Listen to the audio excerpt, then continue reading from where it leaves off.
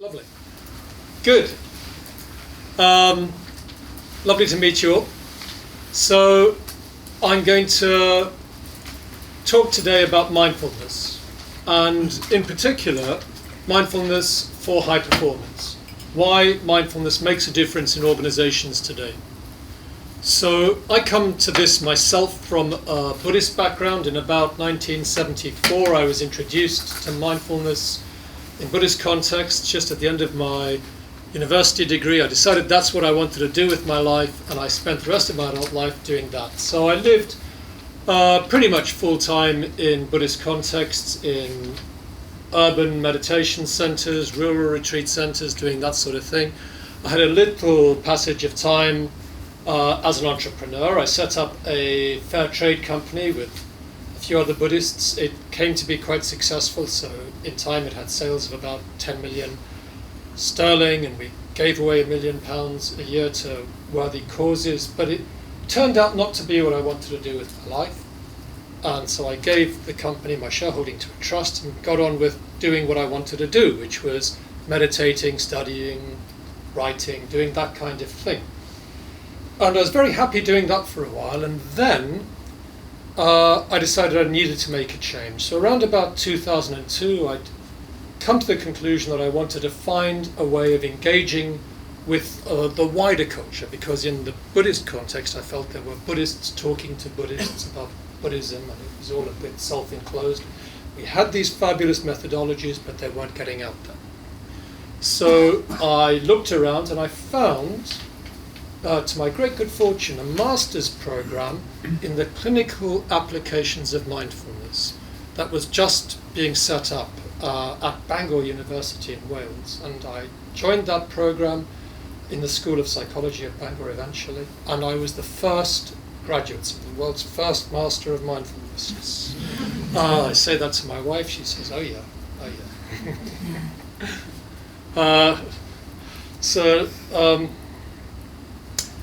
I don't know if you know, but mindfulness is now being prescribed on the NHS.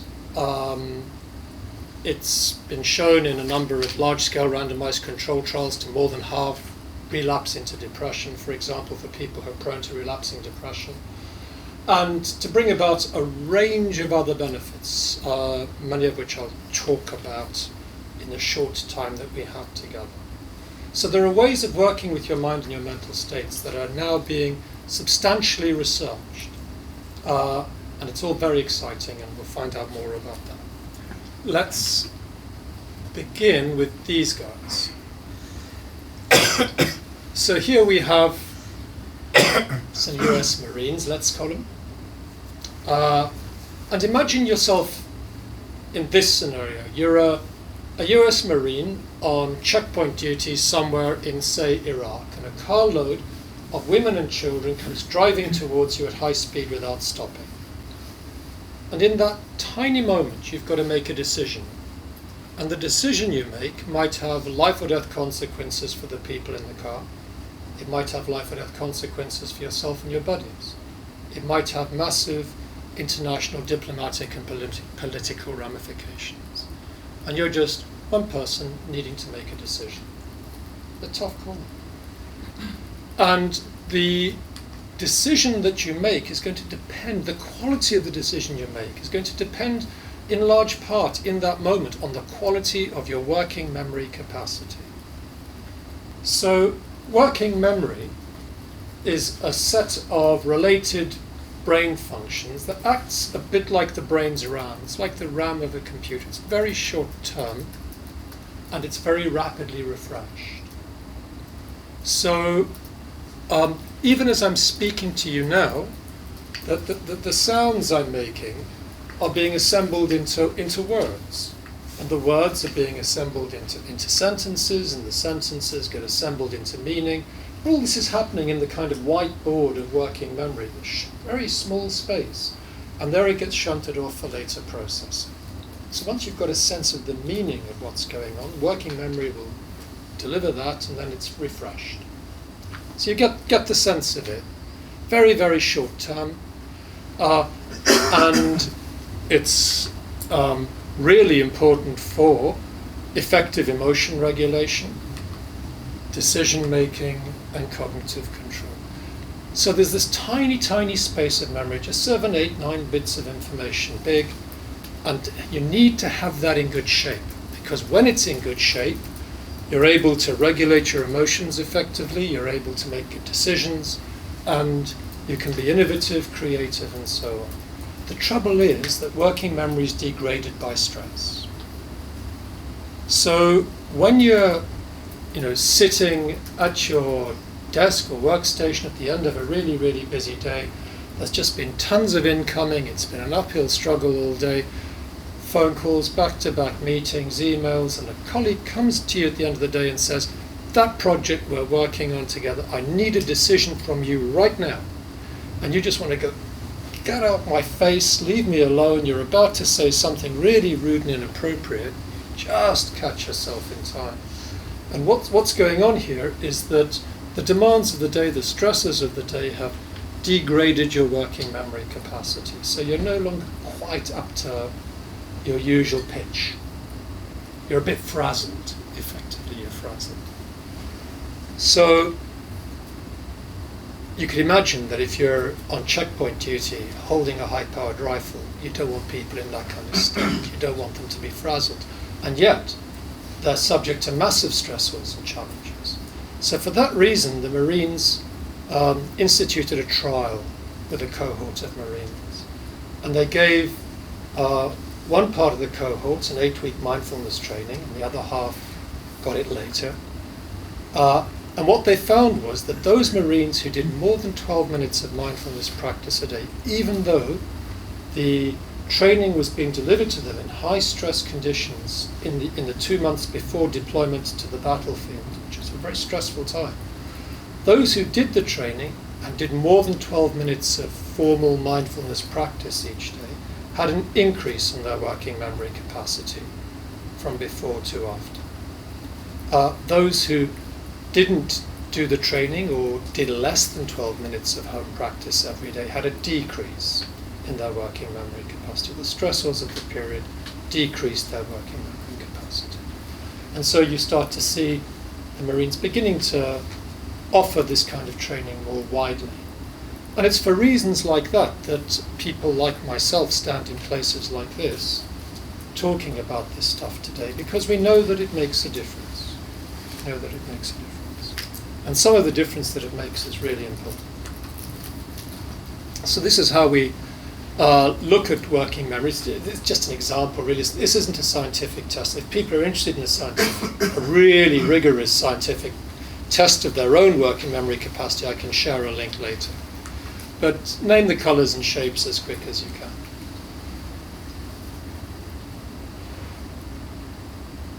Okay, so what you see what's happening here is you get a red circle, and then you get noise, and then you get a blue square, and then you get noise. And I'm talking, and that's more noise. So the capacity to actually retain relevant information online in the face of noise, in the face of distraction, is a test of your working memory capacity. You can see how important it is these days, because boy, do we have noise in our lives. Endless distraction. I'll talk more about that in a moment.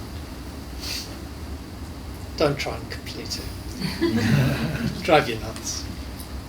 So this is something that was said by one of the Marines. This guy's a medic who did the training.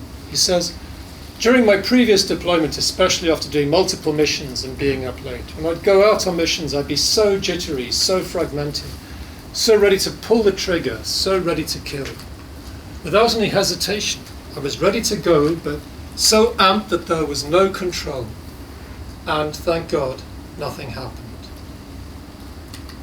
Whereas this time I was focused, I was watching things, I was much more attentive to people who were around me and what they were doing. Before, it was just a blur. So the 8 weeks of mindfulness training made a real difference to this guy's life. And you can begin to see, I think, some of the kind of impact it can have for some of us. So what is mindfulness? We speak of it as a quality of awareness. It's the awareness that comes from paying attention paying attention, right? Just this, paying attention. And that sounds simple enough, but it turns out that we're not particularly good at it. In fact, goldfish may turn out to be a bit better than we are. Microsoft, in 2000, I think it was it 2012? Anyway, recently, Microsoft measured the average adult attention span in the developed world and came to the conclusion at that point that it was 12 seconds. Then they remeasured it last year and it was down to 8 seconds. Isn't that interesting? Isn't that interesting? So our attention span, which was never all that good, is shrinking.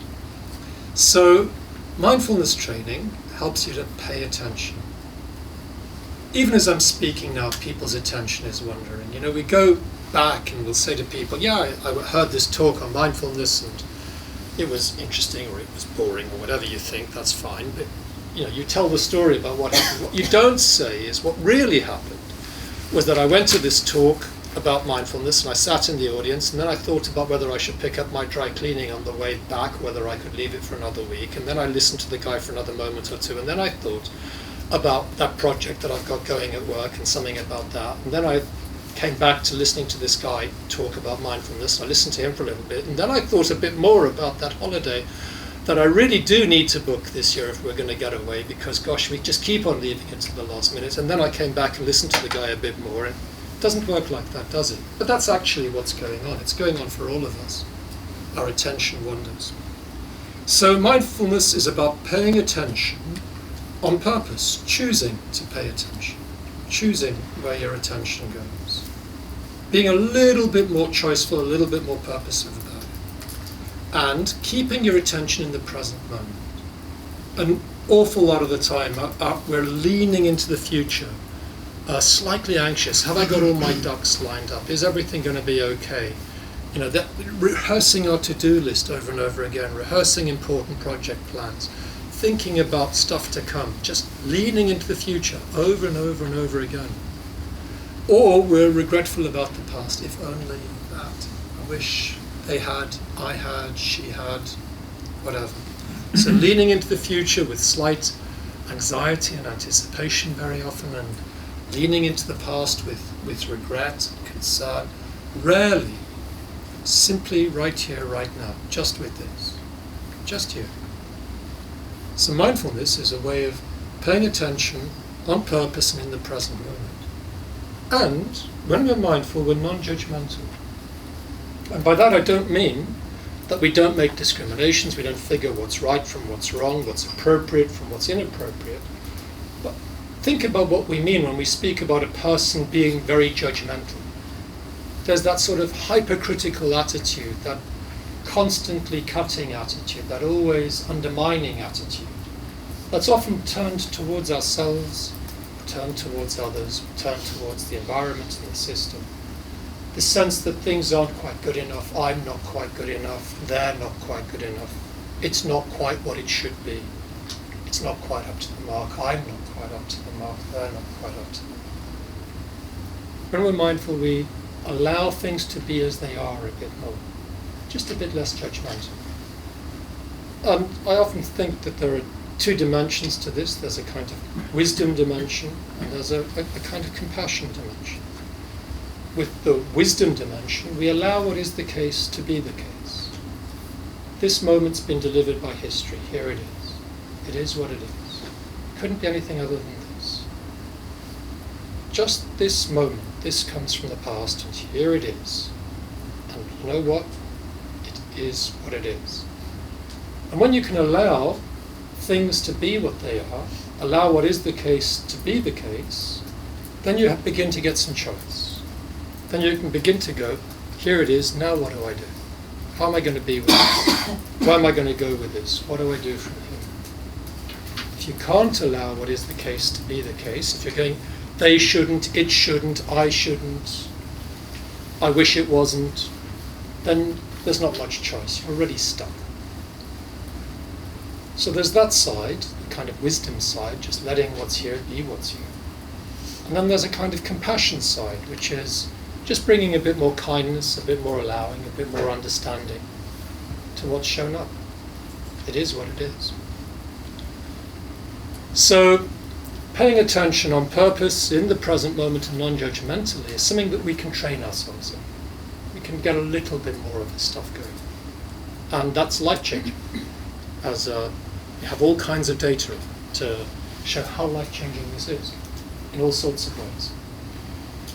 It's magic.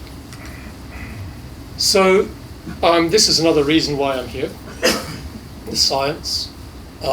This is what's enabled, this stuff to come out of the monasteries where it lived for 2,500 years and begin to interact with this particular kind of contemporary world.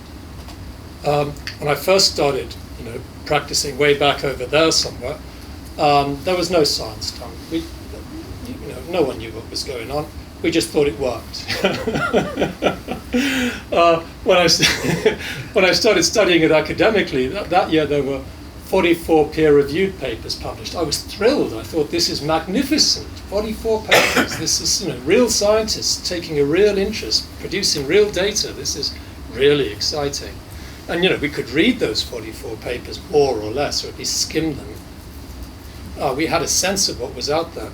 Now, over here somewhere, they're coming out at the rate of more than 50 a month. So it's a massive explosion. And what's really exciting is that now the neuroscientists have come to be interested, and they're turning out really great data. So we're beginning to learn that with just 8 weeks of mindfulness training, there are strong correlations between that and increased brain grey matter density in areas connected with sustained attention, emotion regulation, perspective taking. We get the sense that it can increase working memory capacity. That's beginning to be fairly undisputed.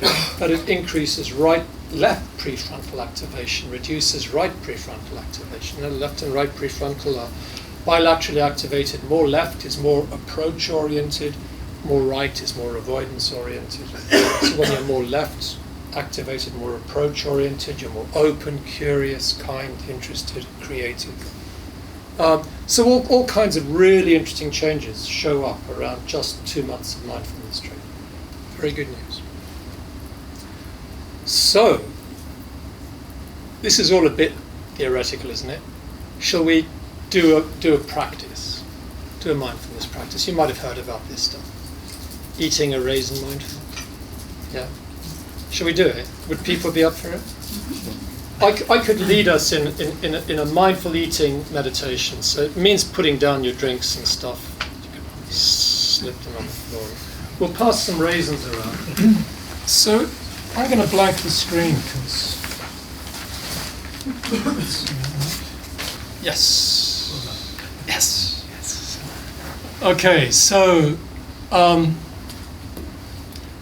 Look, if we could treat this as a kind of meditation, that would be really great. People up for that? Okay. Lovely. To begin with, just settling into yourself and letting your raisin rest on your palm. And getting a sense of what it feels like on the palm, that sense of touch. So touch, pressure, contact, very faint sensation. Quite possibly hardly any sensation, maybe even no sensation, doesn't matter. But just noticing what's here. So you might notice the sense of touch where the raisin rests on your palm right now. Maybe. You might get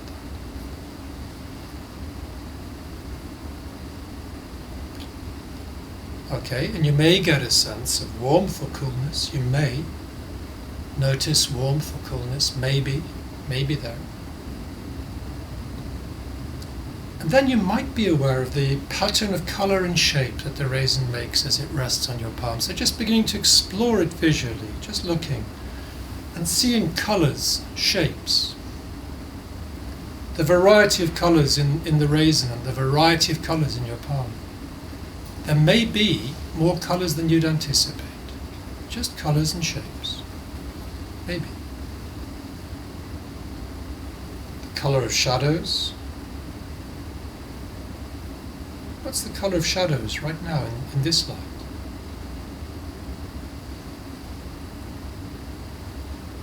Then picking the raisin up between the thumb and the forefinger and getting a sense of what it feels like on the outside. Getting a sense of its exterior texture, what it feels like. Any roughness, any stickiness, any graininess, ridginess. This raisin, this moment. Maybe giving it a very slight squeeze and getting a sense of what it feels like on the inside, which may be different to what it feels like on the outside.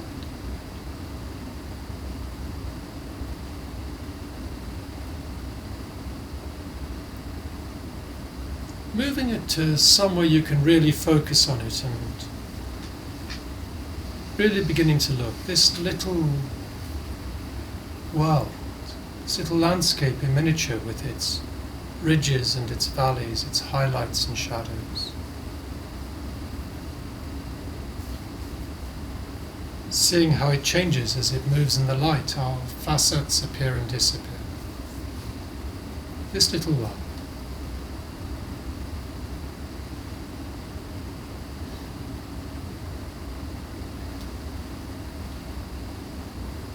Now moving it very slowly towards your mouth. You may notice a change in the mouth as it begins to approach. And as it passes by your nose, you may be aware of some fragrance.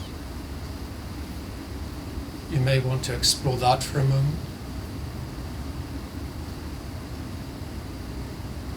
Popping it into your mouth and letting it rest on your tongue. Noticing any faint flavor that may be there or maybe not. Noticing the sense of touch on the tongue, which is different to touch in the palm and different to touch of the fingers. Maybe rolling it against the roof of the mouth and getting a sense of touch there, which is different to the tongue. Noticing any urges, any impulses. Just noticing.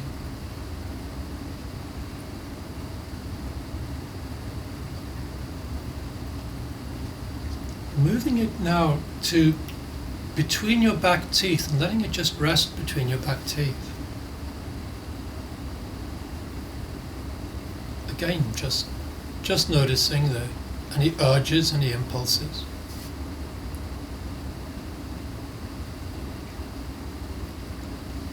When you're ready, taking a single bite, just one bite.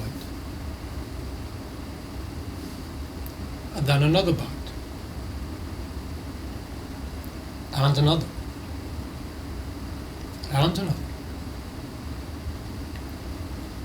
And now aware of sound and texture, flavor and change, just chewing. Sound, texture, flavor, and change.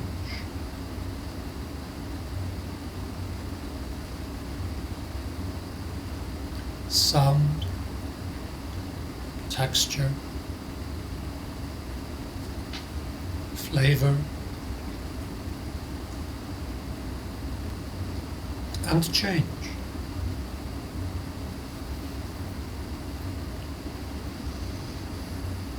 Chewing and chewing. Chewing until there's almost nothing left to chew. And then when there is almost nothing left to chew, in your own time, just swallowing and tracking the raisin as it goes down your throat until you lose sight of it altogether. So you're noticing that when it's sitting on the palm and you're not actually feeling very much sensation, the mind just wanders off. But then at different times, suddenly more interesting stuff turns up and you start to really pay attention to it. And then when it gets into the mouth, you're noticing this urge to eat, to bite. Is that urge something that you're familiar with at all? Or? Well, I think I wasn't as familiar as it. Yeah. It actually was the first time. Exactly. What really interests me is this business, because I think we very rarely experience our urges. Normally the urge is just fused to the behavior. You know, a raisin hits your mouth and you bite and boom, gone. You don't notice the urge to do that. the impulse to do it. But here we notice the impulse. But also then you start to feel sorry for the raisin because you've got this relationship going with it. That's lovely. Thank you. Thank you very much. Isn't that interesting? And I hear this quite a bit. I thought I didn't like raisins. It turned out actually that was really nice. And I sometimes hear the opposite as well. I sometimes hear, I love raisins. I was really looking forward to that one. And then it turned out I don't like it. So isn't it interesting that we come to these kinds of experiences with a kind of preconception one way or another. But when we actually pay attention to what we're really experiencing, then we notice what this thing's actually like. And it may turn out to be quite different. Thank you very much for that. Isn't that interesting? So you notice that although I didn't give any instruction to really ground yourself, to get your feet onto the ground, you're starting to feel your feet on the ground. You're feeling a bit more fully in your body, I guess, a bit more embodied and I'd imagine present. Is that? Yeah. So when you pay attention to sensation and we come away from the stuff going on in thinking and planning and imagining, then we can get more present, right here, right now, this body in this place. Really valuable for being present. If you're going to, communicate with somebody or talk to a group or something like that, to just turn up and be present. Lovely, thank you. Absolutely. So you're noticing that when there's not an awful lot of sensation, the mind can easily wander, but when there's a bit more sensation, the mind can begin to settle and stabilize a little bit. And you're also noticing that actually there's a whole story to this raisin. And this is something we don't ordinarily pay attention to, don't even notice. We can eat by the handful, waste them by the handful, without really giving them any regard. Yeah, thank you. One last point, if anyone has it. I guess I had experienced, it was the sound, which might surprise me. I had the urge to bite. I managed to control that urge to bite. It was that moment when I first bit into it, I was surprised. Even though it wasn't a physical sound outwardly, I could feel the internal sound and the dialogue that I was having with the noise of chewing. Yes. So it was quite a high sensation of trying to understand what moisture sounds like when I was biting into it. Yeah. So you're noticing two things there, I guess. One is you're noticing the actual physical sound of eating. I mean, how many people ordinarily think that raisins make a noise when you eat them? One person out of the whole group. And the other one is you're actually beginning to engage with that and to think about it. And so on, so on, so on.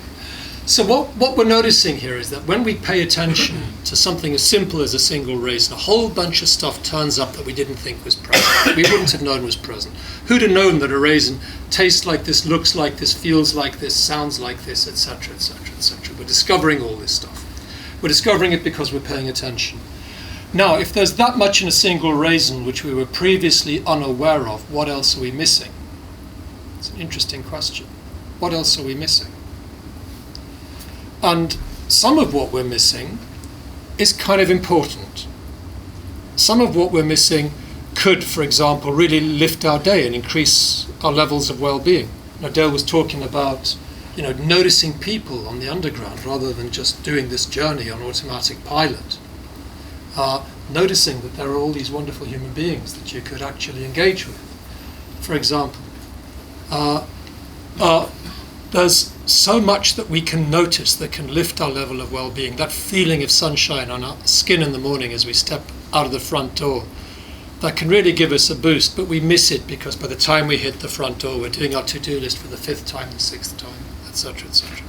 So there's stuff that we're missing that could really enhance our well-being. Some of what we're missing is a bit mission critical, in a way. That tone of voice that your kid's using over breakfast that says they're being bullied at school and don't know how to talk about it at home, but we miss it because we're doing family breakfast on automatic pilot.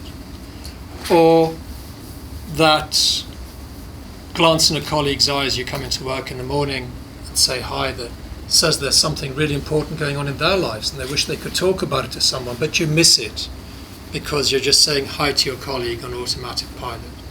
Or that moment in a negotiation where things might just have gone this way rather than that way, but you miss it because this is a negotiation you've done hundreds of times on automatic pilot. You just do it. So automaticity turns out to kind of shape our lives a great deal, and it's something that we do an enormous amount of. We spend a lot of our time on automatic pilot.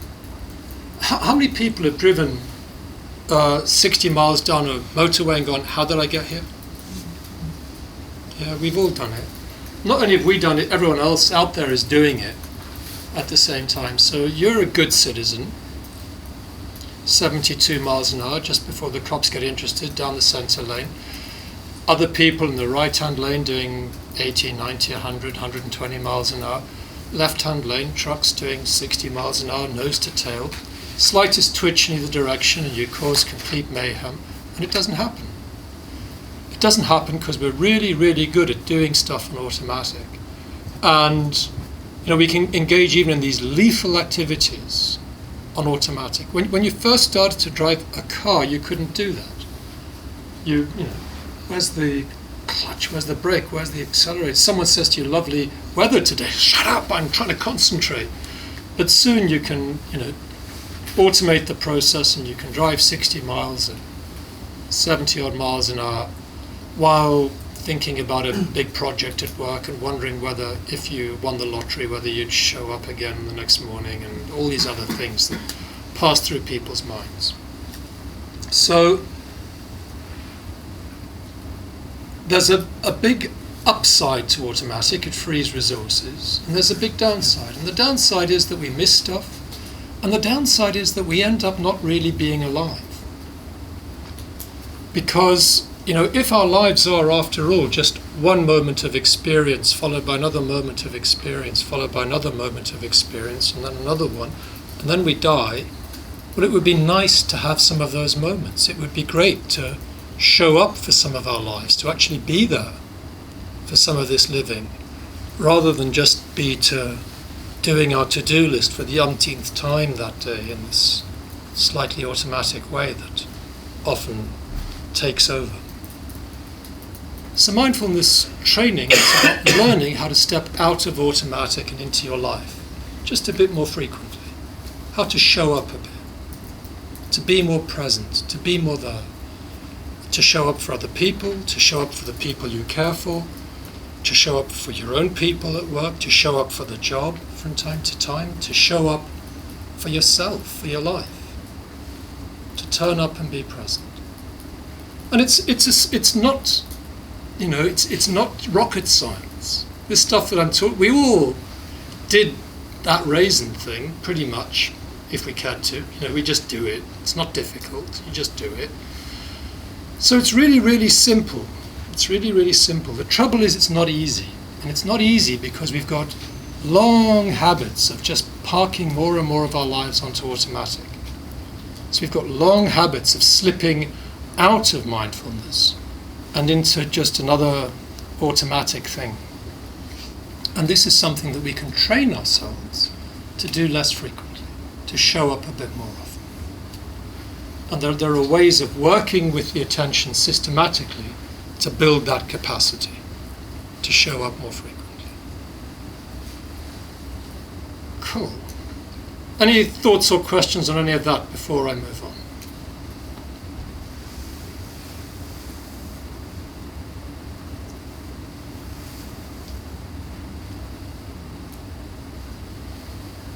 Good. Let's move on.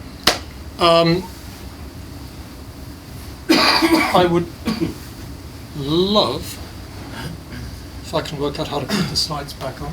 Yeah. I would love to share one of these methodologies, a way of working with your attention. Would people be up for that? Yes. So these guys I've just turned them off again. These guys are a bunch of leaders at the World Economic Forum in Davos last year doing a meditation, and we'll just do it the same way they're doing it. Why I show this slide is because this is typical of the work I do in organizations. We'll just sit around in chairs and meditate. You get these sort of picture editors' fantasies about meditation with people in leotards levitating over palm-fringed beaches and all that sort of stuff. This is reality, folks. So let's join the real world and do some meditation. We're in the real world. Let's do some meditation in the real world. So what we're going to do what we're going to do is just follow the breath. We're just going to allow our attention to rest with the breath, with each in-breath and each out-breath. Really, really, really simple. Really, really, really simple. Totally not rocket science. Incredibly easy. Simple. May not be easy, we'll see.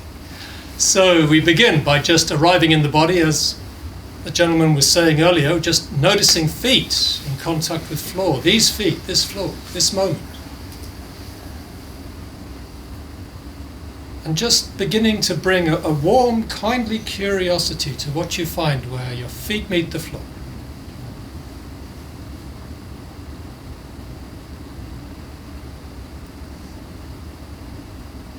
And then this body in contact with this seat. What sensations are here? Noticing this body on this seat. Touch, pressure, contact.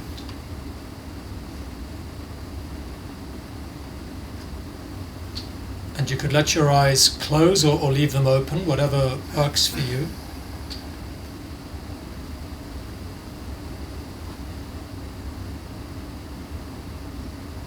If you're leaving your eyes open, just letting your gaze be unfocused, just softened.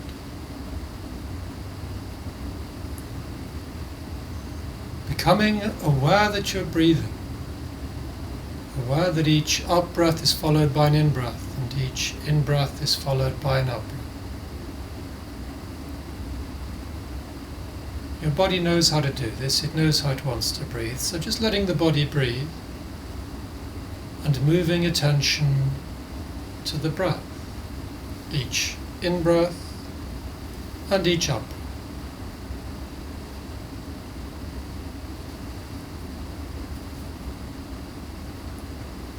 Just following the breath.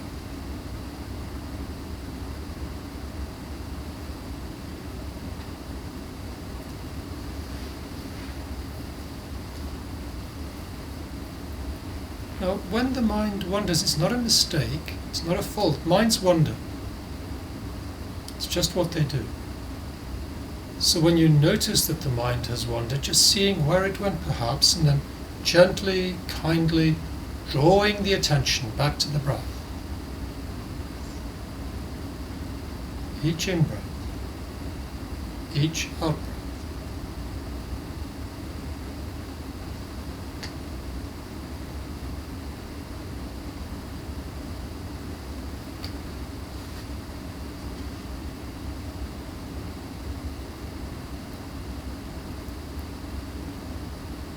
And the attention may slip off again, and if you notice that, then just again, gently, kindly, drawing the attention back to the breath.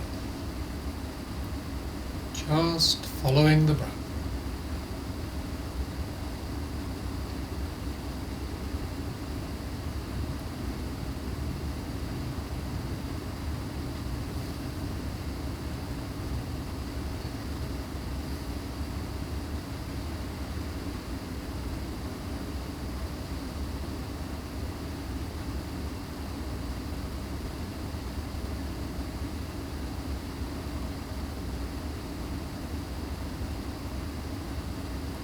Just breathing.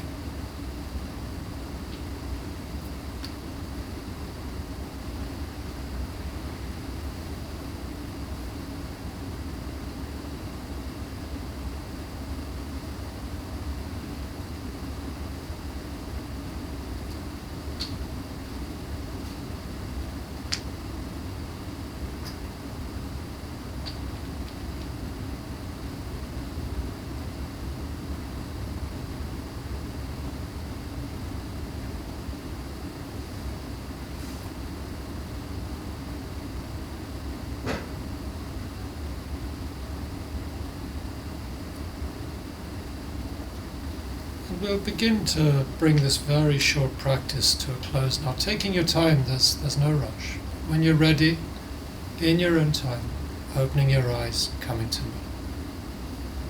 Just taking your time.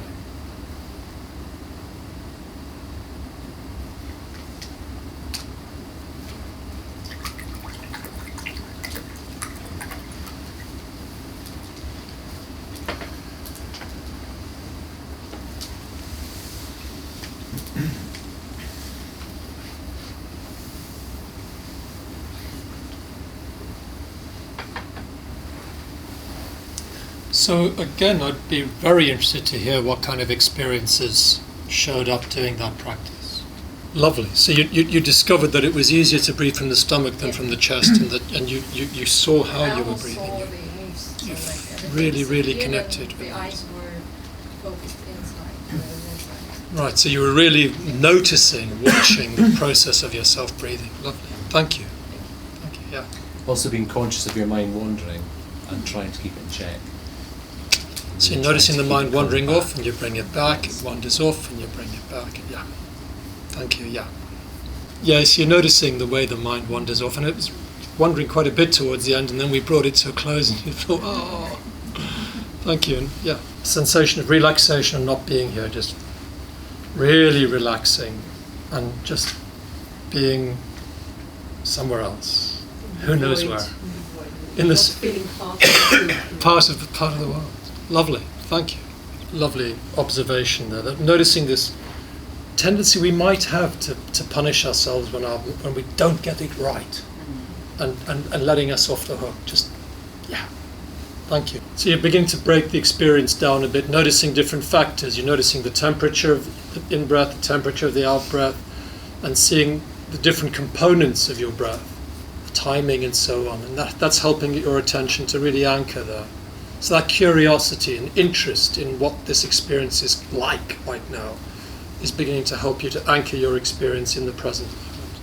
Right, so you're noticing that you could ground into your own body, but you're also beginning to become aware of the sound space that we're in, and that's beginning to tune up a bit more. So that sort of sensory part of your experiencing is getting to be more attuned. Thank you very much. Yeah. Notice this. It's easy to think that if I give an instruction, follow the breath, that you need to keep your attention in this bandwidth. And that if you keep it in this bandwidth, you're doing it right, and when it moves outside that bandwidth, then you're doing it wrong. But this is what actually happens. Everyone's attention goes off on a journey. It's just not right, it's not wrong, it's what actually happens. It happens for everyone. So we're with the breath for 2 breaths, 3 breaths, and then we forget to pay attention to the breath, and our attention gets dragged elsewhere, and then we remember to pay attention to the breath, and we bring the attention back. And we're with the breath for 2 breaths, 3 breaths, 4 breaths, maybe 4 breaths, gosh. And then we forget to pay attention to the breath, and our attention goes off, and then we remember, and then we forget, and we remember and forget, and so on. So we remember and forget to pay attention to the breath. We also remember and forget our intention. We set out with the intention of meditating, but very soon we forget our intention to meditate, and we replace that with the intention to do some planning. So we sit here planning and planning and planning and planning, and then we remember the intention to meditate, and we come back. And we follow the breath for another few breaths, and then we forget the intention to meditate. Instead we do some dreaming, and we do some dreaming and dreaming and dreaming, and then we remember our intention to meditate, and we come back. So we forget and remember around intention as well. And then we forget and remember around our attitude. So we're trying to do this with an attitude of kindness, curiosity, openness, interest. But it's easy very quickly, as some people notice, to begin to punish ourselves, to give ourselves a hard time. We can actually say, hey, come on, this isn't rocket science. You should be able to do this now. This isn't difficult. Come on, get with the program. And you start to give yourself a hard time for not being better at this. And then you remember the attitude and you come back to it. So over and again, you can forget and remember those attitudinal qualities of openness, kindness, curiosity, interest, and so on. And here's the good thing. Every time we forget is an opportunity to remember, and every time we remember, it's as if we're beginning to lay down tiny deposits in the neural pathways connected with sustained attention, sustained intention, and a set of desirable attitudes. And if you do that just, 20 times, say in the course of 5 minutes here, it's neither here nor there. You go home and it's gone. But if you were to do that 10,000 times, taking up a regular mindfulness practice for a couple of months, maybe doing, say, 12 or more minutes of formal meditation every day, then you begin to change things. Then you begin to rewire the brain. You begin to actually develop a greater capacity for sustained attention, a greater capacity for sustained intention, and you begin to develop some of these attitudinal qualities we've been talking. So I think that may be a part of how this stuff has its effects. Maybe. It's a kind of brain training in some ways. There may be more to it than this, but that's at least a part of it. I just want to finish with this slide because this one's really, really important. Our emotions are contagious. These are the three primary emotion regulation systems according to some theorists. Some people think it works like this. And this is, the reward-seeking system driven by dopamine. It's the stuff that gets us out of bed in the morning, that gets us wanting to do well, to achieve, to thrive. At its most primitive, it's the urge to mate, procreate, and provide for our family. That's its sort of evolutionary basis, perhaps. So there's, it's what gets us wanting to do well at work. The blue system. The red system is the threat-focused, safety-seeking system. You know about this stuff, fight, flight, freeze stuff. Adrenaline, noradrenaline, cortisol. It's the system that gets us feeling anxious, under threat. And there's the calm and connect system here. Serotonin, oxytocin, vasopressin are some of the players in this system. The green system, it helps us to calm down and connect with other people. Now, my main contention here is that actually we can do our blue reward-seeking stuff, our striving and going on, from the green zone. We don't have to do it from the red zone. It doesn't have to be like that. We can do it from here. And here's the really important thing. Leaders who lead from this space spread anxiety through their teams. And anxiety turns out to disable people. It turns out to actually reduce their effectiveness, not to increase it. Leaders who lead from this place get their people connected. They enable higher performance in their people. They enable creativity. They enable trust. So you can do your blue reward-seeking stuff from this place. You don't need to do it from that place. Because let's think about how these systems came to be laid down over millions of years of evolution. 50,000 years ago, when we're out in the forests of Britain, say, foraging and hunting, leaving that small clearing where you might have lived with the immediate members of your family and going into the dangerous place, going away from the family space into the dangerous place because you had to do that for food. The blue stuff got you out there. And you're out there and suddenly you get this sniff that there might be a bear behind that tree. So what happens? Well, immediately this system kicks off big style and you freeze, you stop digesting, your muscle groups tighten, you get ready to fight or run away, large muscle groups pump up with blood, ready to run, fight, that's what you know how to do. Non-essential neural circuits shut down, you can't do any fresh thinking, you can't think whether energy really equals mass multiplied by the speed of light squared. If there's a bear behind that rock, it's just fight, run, do the stuff you get very tunnel visioned, you get very threat focused. You can't think creatively, you can't come up with anything new right there, you can only rehearse the old stuff you know how to do, fight, run. Your digestion's gone to pieces, all kinds of bad things are happening here. Cortisol's a great activator. It gets you ready to respond quickly, but it's also thickening, and it thickens your blood in case you're bitten or bruised, but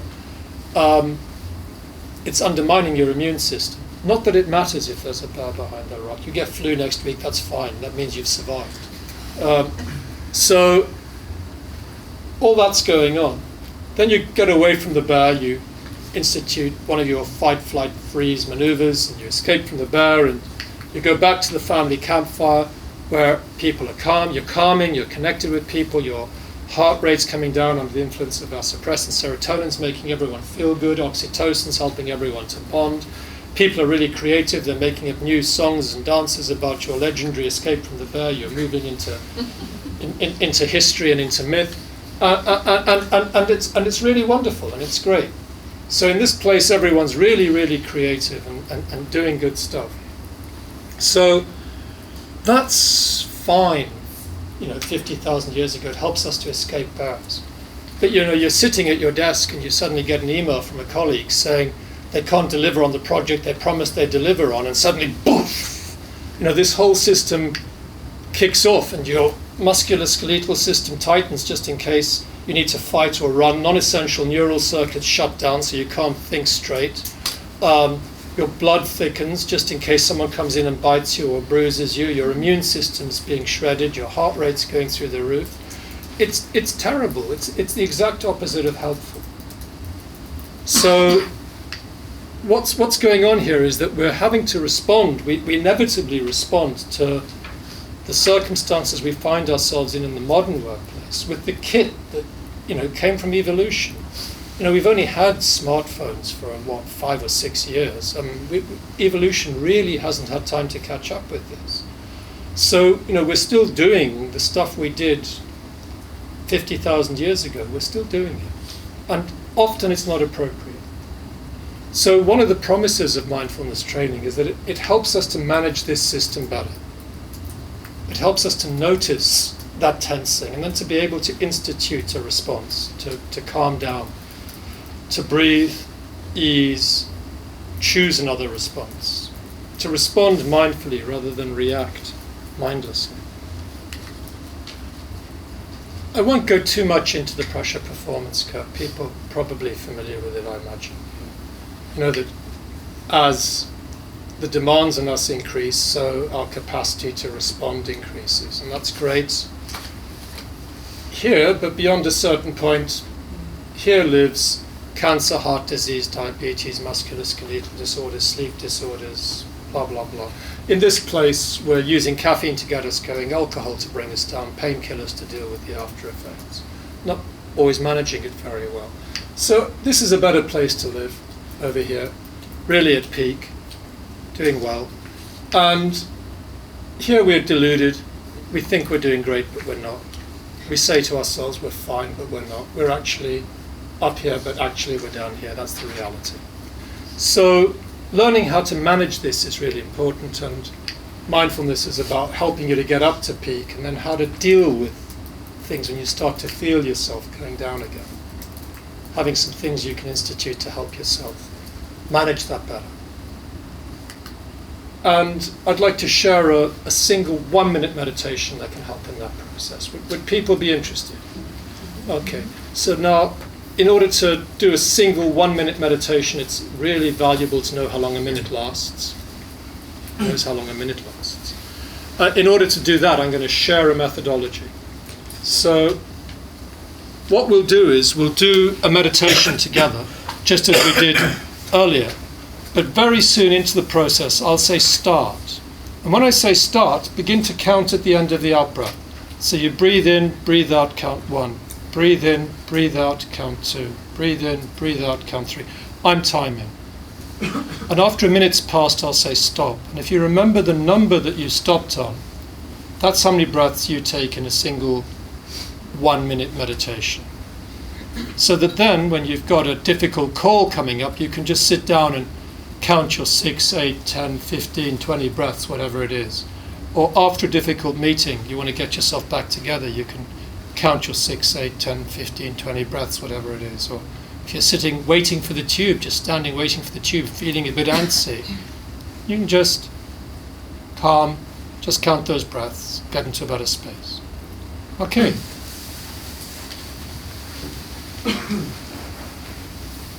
So, again, just arriving and checking in with yourself. Feeling this moment, this breath, this body right here, right now.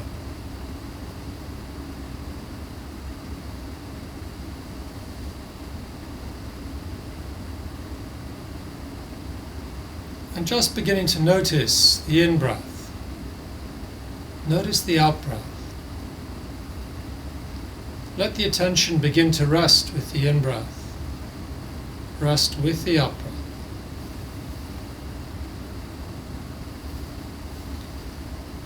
And in a moment or two I'll say start, and when I do that, just beginning to count at the end of the out-breath.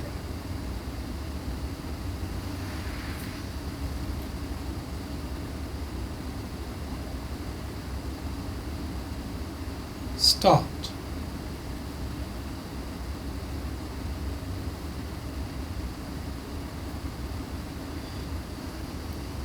So just counting at the end of the out-breath.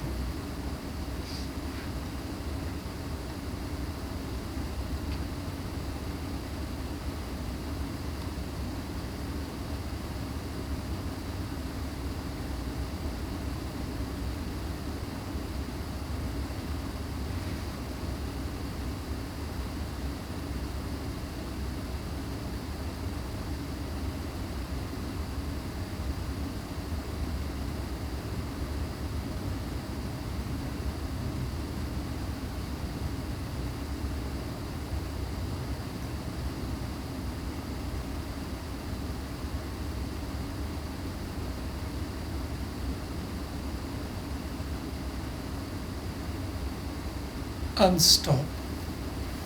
Just remembering the number you stopped on. If you lost the plot there, you can always do this again with a smartphone. It's easy to do. So, you know how many breaths you take in a minute, and you can just sprinkle a few of these mindful minute meditations through your day. They can make a difference to your well-being. They're not going to help you to rewire your brain in the same way that longer periods of formal meditation do. It's different business, but they can really be helpful, make a difference.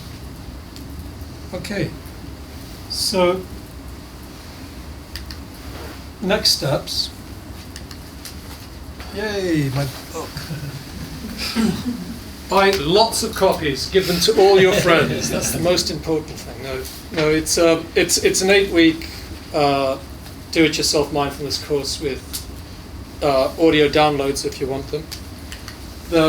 I do recommend doing that mindful minute a few times a day. It can make a difference. And if you want to do more practice, there's another set of audio downloads at that site, and do feel free to help yourself. There's no charge or anything there. Just if you fancy doing a 10-minute meditation or whatever it is, you can get some guidance from that. And I believe these slides, there'll be handouts from the slides coming around later in the week, so you don't need to necessarily write things down now, but feel free to. And thank you very much. Great.